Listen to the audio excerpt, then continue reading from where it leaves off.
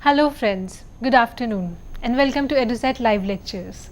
Dear friends, today in Networks and Graphs, we will be talking about the concept of networking. To discuss this topic, we have with us our subject expert, Professor D.K. Lobial. Professor Lobial is Professor in School of Computer and System Sciences, Jawaharlal Nehru University, New Delhi. Without further ado, I would like to welcome Sir to our studios and request him to start the lecture. Welcome, sir. Thank you. Now today this lecture is on computer networks, its basics, and then why graphs are required in computer networks. That will be followed. But first we must understand few fundamentals of what is computer network and why it is needed. So with this, we'll give a small introduction and then I'll start with the layered architecture, why layered architecture is important in computer network, and then we'll followed by a protocol hierarchy, why protocols are important in networking and why they are hierarchical in nature. Then it has various interfaces and services between the various layers so that one serves each other, and then there are certain reference models which are useful and used in current scenario, and some are as simply reference models. That is what we will cover in this topic. Now, let me talk why computer networks are needed. Is basically the idea of sharing of data evolved, and then we came about the computer networks, so that the data can be shared between different nodes or different terminals, between different computers.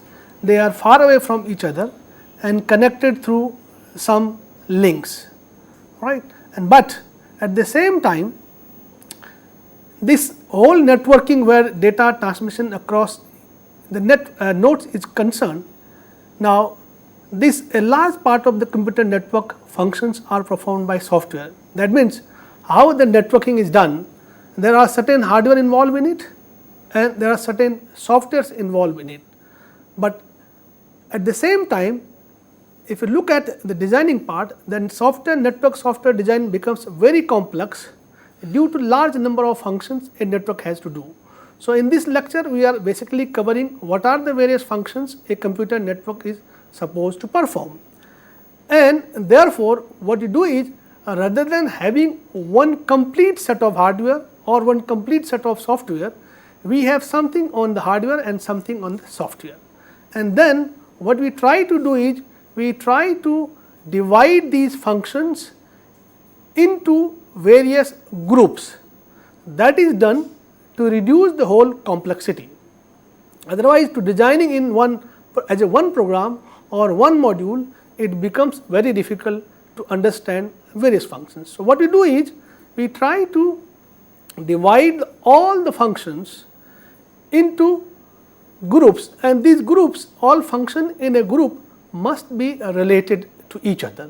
So that will work as one unit, and therefore these groups will be referred to as layers of a computer network. Now, having said this, when I say they become layers of the computer network, then these layers will also need interaction among themselves. Now, when I am talking of these layers, that means some of the functions which are part of the hardware will also become part of a layer, some layer. Now, that means the network softwares, various softwares what we are going to use, they will differ in layers. Now, therefore, what we are saying, what is a computer layered architecture, network layered architecture? That means it consists of a number of layers, a name of each layer and the functions of each layer and the contents of each layer. Now, that means a network layer architecture consists of how many layers are there, what each layer is supposed to function, and that makes a layered architecture. If the number of layers are different in different architectures, like say for example, if there are 7 layers and each layer is supposed to do some function, and there are number of protocols in a layer. The moment say content of a layer, I am referring to the number of protocols in a layer. If you took this way, that means what I am saying is number of layers, functions of the layer and the protocols in each layer, that will make a layered architecture. So, the moment I say computer network architecture, I am referring to layered architecture, and what layer architecture mean, that is now clear. Now, the moment I say this, now the layers of a network are built on above the other layers in a series. That means I am talking of a hierarchy of layers. Now, that means if we have 7 layers or say 5 layers, layer 1 and above it layer 2 will work, above that layer 3 will work, above that layer 4 will work, and so on and so forth. And in that architecture, that means if the layer 1 does not function properly, then layer 2 cannot function. That means layer 2 is checking the services of layer 1 and so on and so forth. Therefore, to have a upper layer working, what you need is that the lower layer must be functioning properly. So, that means they are in an order. If the order is disturbed, no network can function. So, therefore, the lower layer offers certain services to the higher layers and the upper layer accesses the services of lower layer. That is what the whole architecture, hierarchical network layer architecture is. And layers at the same level communicate with each other between two machines. That means, if there are n number of layers on a machine A and then there are n number of layers on machine B, what I am saying is the layer 1 on machine 1 will communicate with layer 1 on machine 2 and the layer 2 on machine 1 will communicate with layer 2 on machine 2, layer 3 on machine 1 will communicate with layer 3 on machine 2. Therefore, what you are saying is that the layer 1 on one machine cannot communicate directly with layer 2 on another machine. This is how the network will function. But each layer has certain number of protocols. And then what is a protocol? Let me define a protocol. A protocol is the rules and conventions followed by a layer for communication, or to perform certain functions, we have to follow a set of rules, and the set of rules and conventions made to perform certain functions, we call it a protocol, right. And therefore, the rules used by a layer, by the nth layer, if we have n number of layers, the rules used by n layer are called layer n protocol. That means, all rules combined together makes a protocol. So, we have a set of rules which are functioning at layer n. Therefore, we call it layer n protocol. And protocols are organized in order since the layers are in the order. That means, at layer 1, the protocols working at layer 1 cannot work in layer 2, the protocols working at layer 2 cannot work with layer 3. So, therefore, as there is a hierarchy of layers, therefore, there is a hierarchy of protocols, because the protocols are working at specific layers. Now, the ordering of protocol is known as protocol hierarchy, right. There is a lower layer, then so on and so forth. Now, look at this diagram. If you look at the diagram, now let me explain this diagram. Therefore, the protocol hierarchy will be very clear. And say if there are some layer 1, layer 2, layer 3, layer 4, layer 5 on the left hand side, that means there is a machine on left hand side which has layer 1, layer 2, layer 3, layer 4, layer 5, 5 layers. And similarly, there is a machine 2 or host 2, which I call host 1 and host 2, and host 2 is another machine on which a network architecture is working, and it consists of 5 layers. Now, what I am saying is the layer 1 on machine 1 communicates with layer 1 on machine 2 or host 2, and layer 2 on host 1 communicates with layer 2 on host 2, and layer 3 on host 1 communicates with layer 3 on host 2. That is why the dotted lines having arrow in both the directions, it shows that layer 4 or layer 1 communicates in both the directions, that host 1 can send to host 2 in layer 1. Similarly, host 2 can also send to some data to layer 1 on host 1. So, it is both way communication I am referring to. Now, there may be a question now, how different layers will communicate with each other. The meaning hereby is, if you look at any computer network, the computers are connected through, if I assume it is a wired network, they are connected through certain wires. These wires may be coaxial cables, these wires may be fiber optical cables, and so on and so forth. Now, once they are connected, now actual transmission of a data is done by a physical medium. The moment I say physical medium, I am referring to either it is a coaxial cable or a fiber optical cable or maybe some unshielded to state pair UTP. Now, actual data transmission is done through a physical medium. That means, if you assume that the physical medium is at the lowest layer level, layer 1, that means layer 1 transmitting data through this medium to the layer 1 on host 2 from host 1. Now, that means layer 1 on host 1 is communicating with layer 1 on host 2.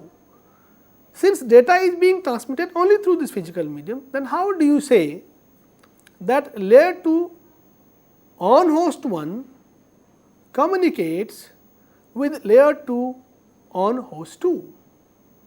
Now, because there is no connectivity, no wire connecting layer 2. Now, that means what is meaning hereby is, the way the rules are used to deal with the data in layer 1, the same rules on layer 1 on host 2 can be used to manipulate the data in layer 1. So, that means the rules at layer 1 cannot work for layer 2. That means, if I say, if you have some data, if you pack it at layer 1, you are packing say in a box, and this box is transmitted, assume that the box is being transmitted over its physical medium, and this box can be opened only by layer 1 on host 2. Or you say something is contained with a small box, and this small box is contained inside larger box, a larger box is contained inside another large box. If you take that way, then that means at layer 1 small box is containing the data, at layer 2 then a bigger box, then a bigger box. So, that means when it goes, or you do vice versa, that a small box is containing the data at layer 3, then this small box is contained at layer 2 by a big box, then this box comes to layer 1, then a bigger box at layer 1 is containing this. When it goes to the host 2, what will happen on host 2 is, the layer 1 will first, it will open the bigger box, then inside that another bigger box that will be given to layer 2, that will open another box, then the layer 3 will open the smaller box, then therefore the data is available at layer 3. That means the packing of data done by layer 1 on host 1 can only be unpacked by layer 1 on host 2. That means the methods of packing by layer 1 is known to layer 1 on host 1 is known to the layer 1 on host 2, and therefore that can only unpack it. So, that means if the packing and unpacking is being done by the respective layers, that is what that a layer 2 or a layer 1 is communicating with the layer 2, means the rules are known only to these two layers, peer layers. That means that is what we at times call a peer to peer communication. That means a peer, layer 2 peer on machine on host 1 is communicating with layer 2 peer on host 2, because it can only unpack it. That is what the total idea means. Now, since they are in hierarchy, because layer 1 is working below layer 2, and layer 2 is working below layer 3, and layer 3 is working below layer 4, and layer 4 is working below layer 5, and therefore there is a hierarchy, the order, and the services given by layer 1 will be used by layer 2, and the services of layer 2 will be used by layer 3. So, that means the lower layers are providing services, and upper layers are taking the services. So, to take these services, what you need is an interface. So, between every layer there is an interface between layer 1, layer 2, there is an interface between layer 2, layer 3, there is an interface between layer 3 and layer 4, there is an interface between layer 4 and layer 5. Now, if my whole computer network consists of these many layers, now one question will arise, whether these layers, they are as a set of protocols or set of rules, are implemented in hardware or implemented in software. So, they can be partially implemented on hardware and partially implemented on software. Say for example, if I put it say layer 1, suppose I call this layer 1 and layer 2 are implemented through hardware, and layer 3, layer 4, layer 5 are implemented through software. So, it is a mixed baggage where the whole network hierarchy or the protocol hierarchy is implemented through hardware and software. Now, you might have heard of a network interface card. What is a network interface card? Network interface card will implement say layer 1, layer 2, and remaining layer 3, layer 4 are implemented in a software which is part of your operating system, if I put it that. And when you buy an operating system, bundled with the operating system, you are also getting your network softwares. Now, let me give another good example for this. You assume that you are talking to your peer. Suppose you are a head of a nation of language speaking Hindi, and you are talking to another national head who may be speaking French. Then how the communication will take place, because the French knowing people does not know Hindi, Hindi knowing people does not know, person does not know French. Then what you need is an interpreter, and then that means when I speak Hindi, there is an interpreter who only understands certain rules, and I provide data to the interpreter. Then interpreter will, according to it translate or interpret the data in French, and then it will transmit to the next side or the other person. He will only, the translator there or the interpreter there will convert the Hindi into French, so and so forth, and therefore the French person will understand it. So, there is a the protocol to protocol transmission. Now, the moment we said how these communication takes place, that is why I said the corresponding entities comprising the layers on different machines are called peers, right. That means layer 1 is called a peer, layer 1 on other machine is called another peer of the same. These peers may be implemented either on hardware or on software. For example, the NIC, network interface card, and loose terms we say whether you have a Ethernet card in your machine or not, right. And if you look at that, you always have a Ethernet card on your machine that will implement say 2 layers, layer 1 and layer 2. Then you have a set of other protocols and layers which may be part of operating system. Now, what is how this communication is taking place? If you go or you have seen that a diagram, what is being done is each protocol is adding its headers and tailors to the data, because these headers and tailors are important to understand what a layer has done. Say for example, if I put that there a machine, a host must have an address to communicate with each other. So, that means while data is being transmitted, the address of the host to which the data has to be transmitted must be contained along with the data, so that any machine receiving it will take out the address. If it is addressed to the host 2, it will take out the address and then it will understand the data. So, each protocol is adding its header to the message. So, the primary aim of a network is transmit a message. Say layer 5 wants to transmit a message, what does it do? It will take the message from the user, will add its own header. Now, it has a data with message and header. This will send it to layer 4. Then layer 4 will add its own header, layer 4 header. Then now the layer 4 is containing the layer 4 header, the layer 5 header and data. It sends to layer 3, layer 3 will add its own header.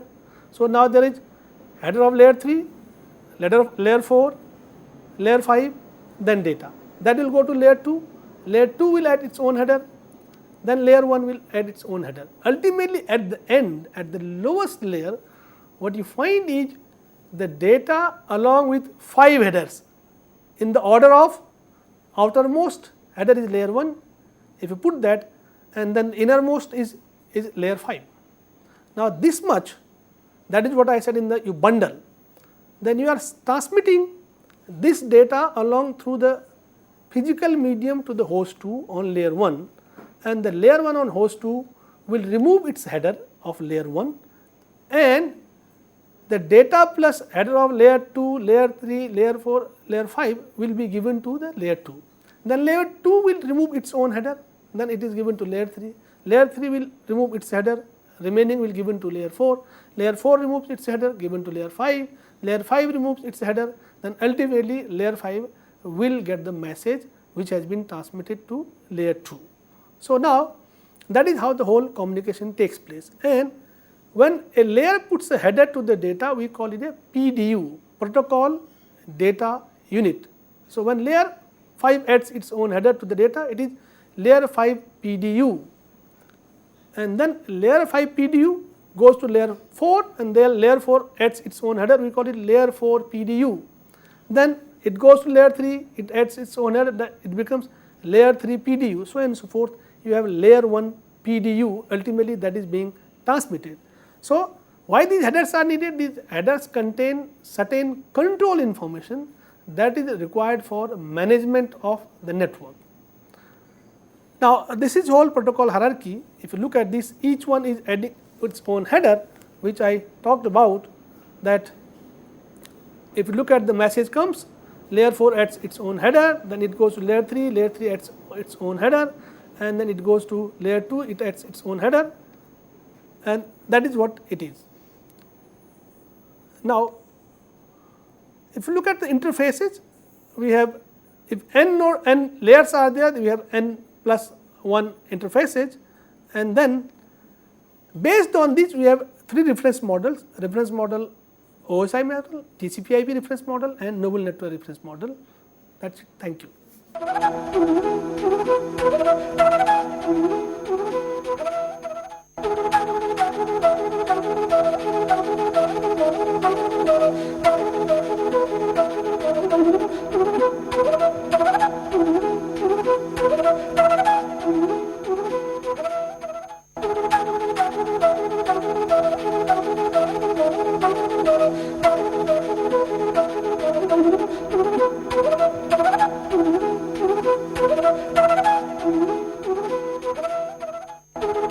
Let us continue with what we said, that based on these layers and protocols, we have different models. As I said, the layered architecture is consisting of that how many number of layers and what each layer is supposed to do, and how many protocols each layer consists of. That defines, as I said, a model or an architecture of a network. Right. So based on this, I will only focus on 2-3 models, and one of the layered architecture is that is called OSI reference model, that is open system interconnection, and then other is TCP/IP, that is transmission control protocol, internet protocol reference model, and then there is a noble network. Now this TCP/IP reference model is the mostly used reference model in the internet, right. Let me start with the OSI reference model. Now before I discuss about it, when these layered architectures came, one of the important point was those who are in the business of networking, making network softwares, they have their own proprietary network architectures. IBM started with its own SNA model, that is called System Network Architecture. Digital Corporation started with the DNA, Digital Network Architecture. So they all were proprietary architectures. That means if you have all machines, all hosts are from IBM, then they only will be able to communicate among themselves. If you have a machine from IBM and you have other machine from digital network operation DAC machines, then if you connect them, they will not be able to communicate, because the network architecture used by IBM machine is SNA, System Network Architecture, designed by IBM, and the network architecture used by digital machine is a digital network architecture. So, their network architectures differentiate. That means, the number of layers in these architectures may be different and the protocols are different, therefore, they cannot communicate. Right? That is the meaning of a protocol is that we agree here that we follow a set of rules that I will speak in English. Probably we understand that those who are listening to the lecture understand English. That is the protocol, a set of rules we are following. So, similarly, network has to follow a set of rules so that the communication between different hosts is possible. Now, because of that problem of interoperability between the machines of different vendors, there was a need to have something which makes it possible to have communication between different machines. Now, one question may arise, why it is so that IBM have its own architecture and DNA has or digital network has its own architecture. When they design that, probably one of the reason may be, if you using their network architecture, you will buy their machines, one, and second one is their architecture was closed. That means, they did not give the details of how they have designed their protocols, their layers, that was not given to the outside world, only IBM knows it. Therefore, from the other operators or other people, it was not possible to know how they have designed it. Therefore, making an interface software was a difficult proposition.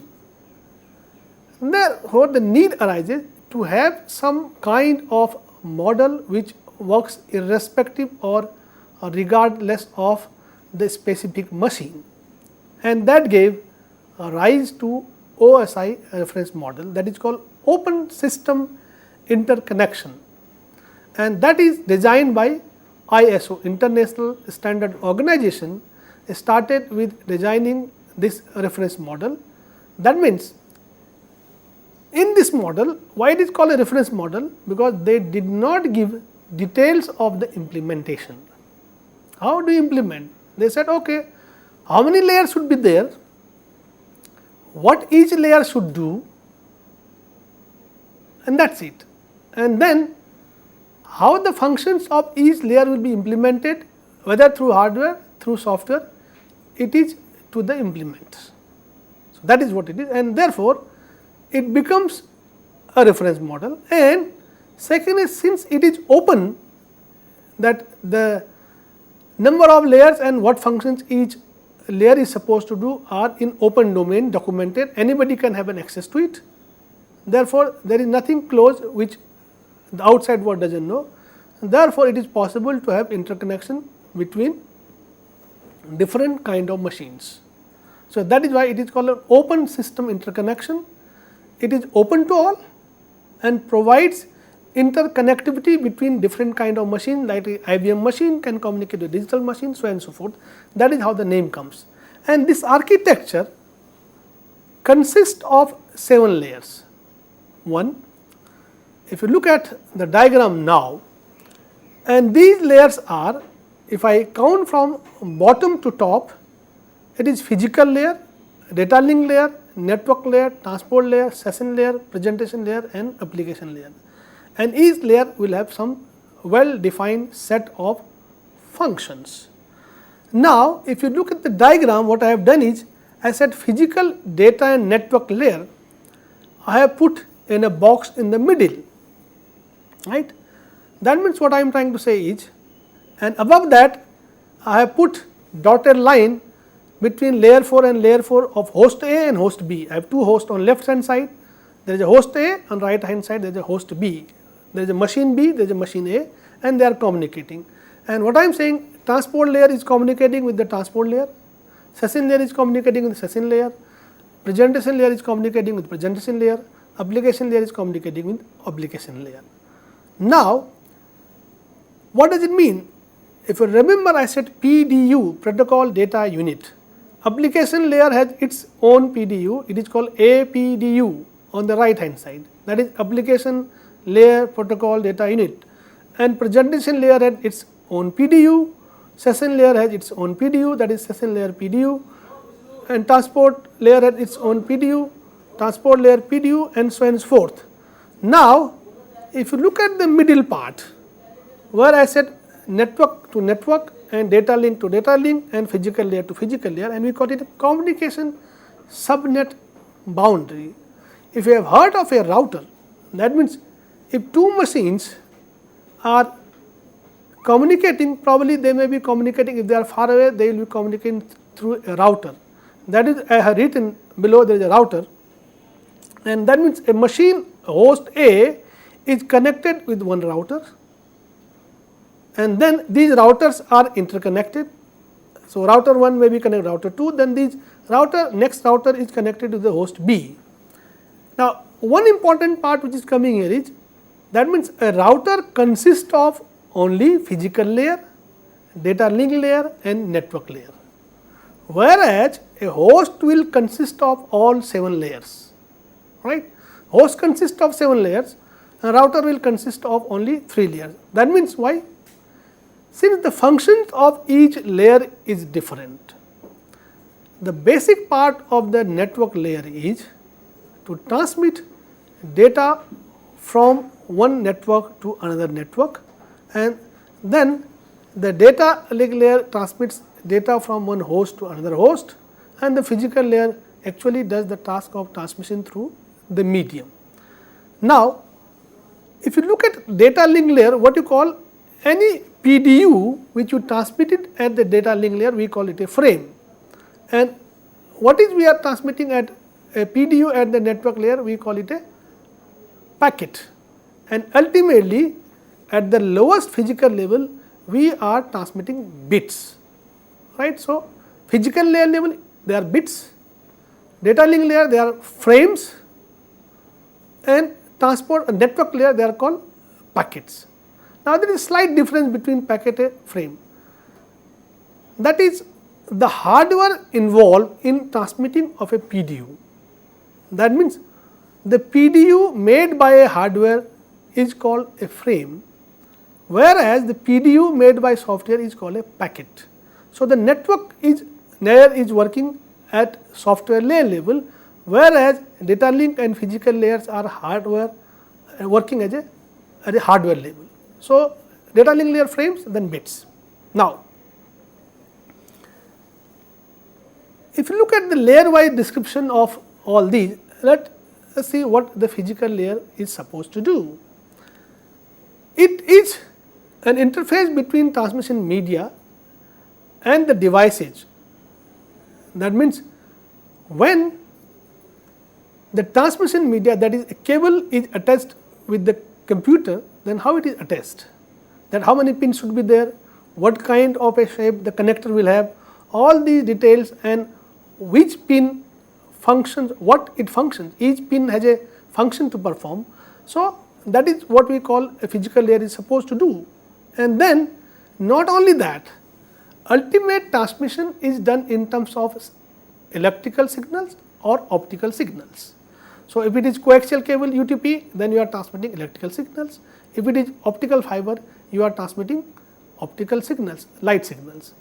Now, ultimate transmission is done in terms of signals, and if my computer stores only bits, before transmission these bits must be converted into signals. On the receiving side, the signals has to be converted back into bits. So, that means my physical layer is also doing a task of converting bits into signals and vice versa, that is signals into bits, and this process involves a lot of steps as well. So, now while we are doing this, if you are transmitting a signal, what is a duration of a signal which should be considered as 1 bit? If you transmit a signal for 1 second, then how many bits it consists of? That will depend on the bit duration. If I say only 2 microsecond is a bit, in 1 second divided by 2 microseconds, that many bits I am transmitting by a signal. So, then determination of how many bits a signal carries is a function of physical layer, right. And not only that, signals are not straightway transmitted, they also need some kind of transformation, that is modulation. So, that means if my signal is not directly cannot be transmitted or carried by the medium, then I have to convert in a form which can be carried by the medium. Say, the moment I speak, these are not electrical signals, they are mechanical signals, and my medium can carry only electronic or electrical signals. Therefore, these mechanical signals of speech must be modulated into electrical signals which can be carried by the medium. So, this is one kind of modulation, though modulation has a larger definition. So, the physical layer is doing modulation, doing conversion of bits, and it also specifies the interface. In addition to that, the synchronization between the sender and receiver is important, that is also being done by the physical layer.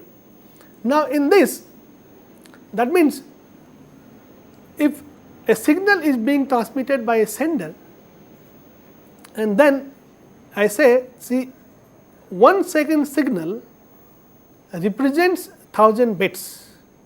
When it is received by the receiver, it must also count only 1000 bits in the 1 second signal. It should not count them 1500, and because it happens if the clock rate of the sending machine is different than the clock rate of the receiving machine, then the number of bits read by the receiver machine may be different. So, therefore, what you say is that the synchronization has to be done between the sender and receiver, that okay, I will start sending at this time and you start receiving, therefore, the synchronization takes place. Second is, also it has to see whether the links used are point to point or shared links. That means, what I am saying is, you take a wire, connect one computer from one end of the wire, other computer from other end of the wire. So, that means when computer A at the one end of the wire transmits something, it will go on the wire, definitely it is going to be reaching to the other end of the wire which is connected to the another computer. So, it will straightway go to the another computer only, because it directly connects two computers. Now, the other situation may be that a single wire is connecting multiple machines. That is what we generally see. That is what you call a shared link.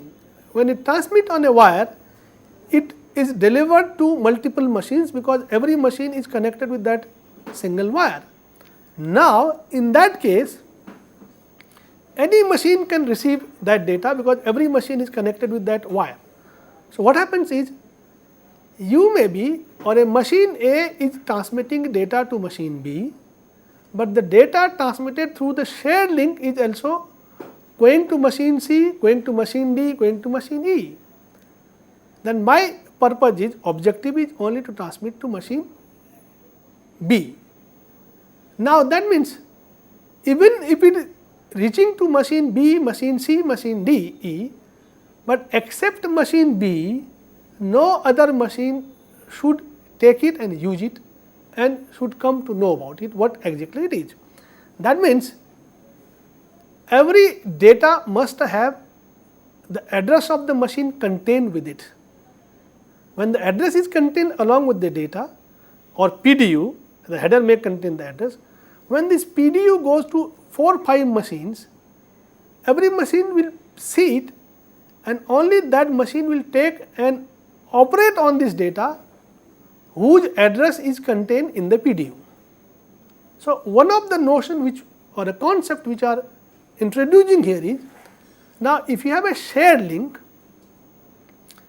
then the addressing mechanism must be introduced. That means the data must contain address of the machine to which the data is being delivered, and each machine which is using the shared link must have an unique address. So, the addressing is important. And then the second question is the topology of the machine, how the network is connected through. It may happen that machine A is connected with machine B is connected with machine C, or there may be a single where all machines are connected with. The interconnections among the machines, we call that a topology, and the topology of a network is important. Then the mode of transmission of a network also is decided by the physical layer. When you say this, it depends on whether it is a full duplex, half duplex or simplex. That means the one way communication is a simplex one. That means a lecture delivered from here, those are listening probably cannot at the same time transmit and communicate back to me. That is one way. When I stop probably, right, and they cannot communicate to me, like radio and television. This is a one way communication. Anything telecasted or broadcasted from a radio or television, only the viewers and the listeners can watch and see it, but they cannot respond back immediately. That is called a simplex mode of communication. But at the same time, if you look at walkie-talkie, what you do is, the one end a person speaks on walkie-talkie, the other end the person listens. He will not speak until unless the end A said over. That means I have finished my speaking, now you speak. That means two-way communication is possible, but one at a time. That is what half duplex means. And full duplex means both way communication simultaneously, like your telephone, the speaker and the listener, other side, the receiver and the transmitter, both simultaneously speak and the messages are delivered on both the directions. That is a full duplex communication. Now, all internet communication, all networking is a full duplex, but initially when networking came in 1970s, we do not have all links with full duplex mode, therefore there are half duplex like walkie-talkie. So, this was important to have a function at the physical layer, whether the connectivity in the network is half duplex, full duplex and simplex. Based on that, the rules of the protocol are made. That means the protocols are set according to the mode of transmission. Now, next layer is data link layer. I call it a node to node transmission without error. While you transmit data across the network, the error may occur. That means, if I assume that we are transmitting bits from host A to host B, and bits means 1 and 0, a pattern of 1 and 0 is being transmitted, it may happen in between that the one, some place 1 might have become 0 and zeros might have become 1s. So, ultimately at the receiving end, the pattern which you transmitted, the 1 0 pattern what the sender transmitted does not remain the same as it is transmitted, there is a change in that at the receiver side. That means there is an error in the bit patterns, therefore, the message delivered will not be rightly conveyed to the receiver. And these errors are introduced because ultimately, as I said, one of the tasks of the physical layer is to convert these bits into signals, and ultimately signals are being transmitted, and the receiving end physical layer converts signals into bits, and that bits are given to data link layer, and where it will check whether bits has error or not. And the signals which is being transmitted through the medium may also encounter with other unwanted signals. That is interference, there is a noise, and because of the unwanted additional signals interfering with your signal or the signal which is carrying the message will introduce error in the signal. Therefore, the error in the signal will propagate the error into bits. If there is an error in the signal, there will be error in the bits. Now, one of the function of the data link layer is how to take care of these errors. Now, first it must detect that there is error, and once it detects that there is error, can it correct those errors or not. So, the error detection and correction is another function of data link layer. So, To do that, one of the tasks of the data link layer is to organize raw data or the bits into frames. Frames is a bit pattern. That means how many bits I must put in a group at one time, which will be sent at one unit. If you have 1000, say 1 lakh bits, probably you make 10 groups of 10,000 bit each. Therefore, I have 10 frames. One frame contains 10,000 bits, other contains next 10,000, other contains next 10,000, and then I am transmitting each frame, and so that at the receiving end the error in a frame is detected, probably may be corrected or may not be corrected. So, and while I am transmitting these frames must also contain the address of the sender as well as the address of the receiver. Now, that is what happens. The addressing mechanism is also required to distinguish between nodes, that is to which host you have transmitted, because they are using a shared link. So, one of the tasks of the data link layer is the addressing mechanism, and therefore, and we divide into small frames because the error detection becomes easier. Now, another layer I will quickly do is the network layer. Now, as I said, the data link layer was a host to host because there is an interface card. That means from one interface card I am transmitting data to another interface card. That means machine host has one interface, machine host has another interface. So, what I have done is I have transmitted data from one host to another host. If these hosts are in the same room probably and directly connected, I do not need anything else, transmit simply. But if one host is here, the other host is far away, say US for example, then through internet we are communicating, one host in India, other host in US, the data is transmitted from machine here to the machine on US. Then what you need is they are not directly connected. Therefore, you need some help of special devices which will take the data or the message or the frame from your network, your machine, then transmit it to the special devices, then they will further transmit it and further transmit it. Ultimately, these data or the data is delivered at the ultimate destination. That is what we call a multi-hop network. That means I transmit my data to a router, that router may transmit data to the next router. So, in the next router, ultimately it is transmitted to the router which is connecting the receiving host. So, that is what we do. Now, that means to have a router to router communication, I said I will transmit my data from my machine to the router which is at my place, then that router will transmit data to some other router put somewhere else, then that router may be ultimately, I said. So, how to have a communication between a router to router, right. So, that means to have a router to router communication, we need another level of addressing which you call a logical address. So, if you look at network layer, I said in the beginning, the router consists of 3 layers: physical, data link and network layer.